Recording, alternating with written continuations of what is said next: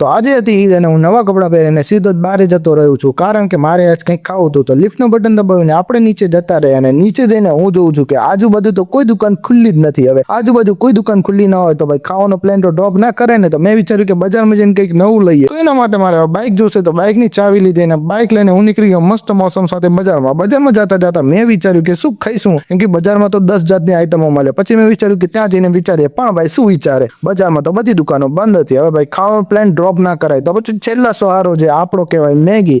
મેં મેગી લઈ લીધી અને ભાઈ આજે તો મને મેગી બચાવી લીધો, કારણ કે ભાઈ ખાવાનું મન થયું અને છેલ્લે કંઈ ના મળે તો બસ મેગી જ સાથ આપે છે. ફટાફટથી હું આવી જાઉં છું મેગી લઈને ઘરે અને ફટાફટથી મારે એકને ખાલી લિફ્ટનો બટન દબાવવાનો હતો.